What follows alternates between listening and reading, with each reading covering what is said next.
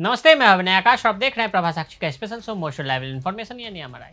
दक्षिण एशिया का नक्शा आप देखेंगे तो भारत के पड़ोसियों को गिनते जाएं। शायद ही कोई ऐसा देश मिलेगा जहां सैन्य तख्तापलट ना हुआ। पाकिस्तान की कहानी आप जानते हैं, बांग्लादेश में हुआ, म्यांमार में अभी चल रहा है, इंडोनेशिया, थाईलैंड, वियतनाम, इन तमाम देशों में तख्तापलट के सफल और असफल प्रयास हुए।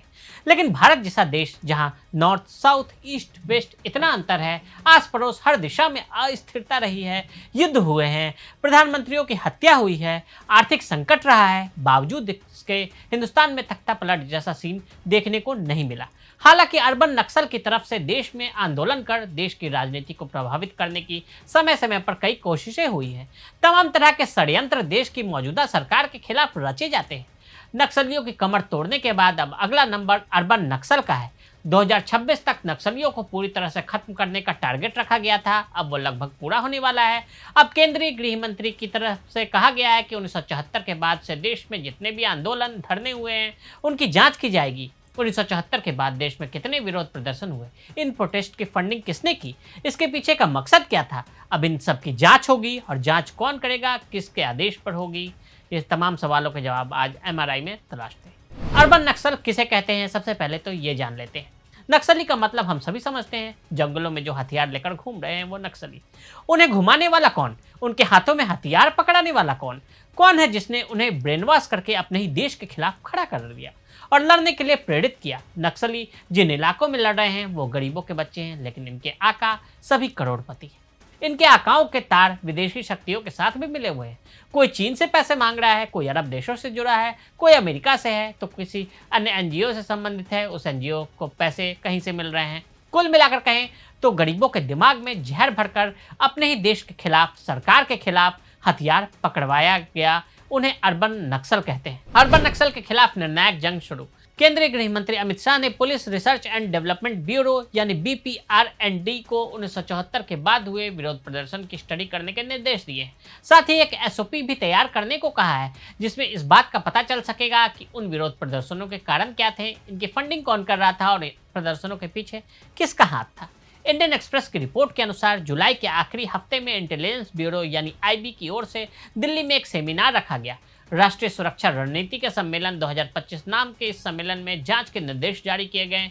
रिपोर्ट में सीनियर अधिकारी के हवाले से बताया गया कि police research and development bureau की विशेष रूप से इन प्रदर्शनों के कारणों, पैटर्न और परिणामों का विश्लेषण करने के लिए कहा गया है। इसमें विरोध प्रदर्शन में पर्दे के पीछे कौन लोग शामिल रहे, इसकी भी जांच होगी। पुराने केस फाइलों के लिए कोऑर्डिनेट ऑफिसर ने बताया कि निर्देश भी दिया गया है कि भविष्य में बड़े पैमाने पर आंदोलन को रोकने के लिए रिसर्च के रिजल्ट के आधार पर एक SOP तैयार की जाए, जिससे भविष्य में वेस्टेड इंटरेस्ट की ओर से भड़काए जाने की सूरत में बड़े आंदोलन को रोकने में मदद मिलेगी।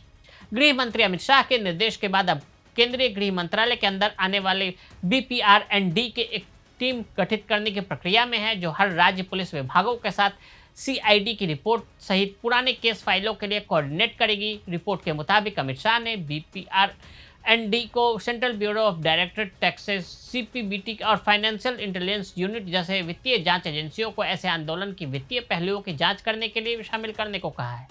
इन एजेंसियों की मदद से प्रदर्शन की फंडिंग की जांच की जाएगी, जैसे फंडिंग के सोर्स क्या थे। इससे न सिर्फ आंदोलन के पीछे छिपे आर्थिक नेटवर्क का पता चलेगा, बल्कि टेरर फंडिंग को भी तोड़ा जाएगा। जांच की डेडलाइन तय। 1974 का साल इसलिए चुना गया क्योंकि 1975 में देश में आपातकाल लागू की गई थी। उस वक्त इंदिरा गांधी की सरकार ने भी कहा था कि विदेशी शक्तियां ऐसी हैं जो हमारे देश को अव्यवस्थित करना चाहती है। तब इंदिरा गांधी ने कहा था कि CIA में मेरी सरकार के खिलाफ है, या फिर इंदिरा गांधी ने कहा कि विदेशी शक्तियां सरकार को आंदोलन के माध्यम से गिराना चाहती है। उसी वक्त की टाइमलाइन से जांच शुरू की गई है। क्या किसी आंदोलन में विदेशी हाथ था, क्या विदेशी फंडिंग हुई थी, सारी बातों की जांच की जाएगी। इसके लिए जनवरी 2027 का डेडलाइन रखा गया है। इसके बाद सरकार एक पैटर्न जांचेगी कि विदेशी फंडिंग कहाँ से हो रही है, उसका आकलन कर अर्बन नक्सल के खिलाफ निर्णायक लड़ाई छेड़ी जाएगी। मतलब साफ है, विदेश से पैसे लेकर आप भारत की विकास परियोजनाओं को बाधित नहीं कर सकते। तो आज हमने आपको अर्बन नक्सल के खिलाफ अमित शाह की तैयारियों के बारे में बताया। आज के लिए दे इजाजत। ऐसे रिपोर्ट्स को देखने के लिए देखते रहें प्रभा साक्षी। अगर आप भी लेना चाहते हैं देश दुनिया की तमाम जानकारी, तो आज ही सब्सक्राइब करें हमारे चैनल को। साथ ही नीचे दिए बेल आइकन को जरूर दबाएं ताकि हर अपडेट आप तक पहुंच सके।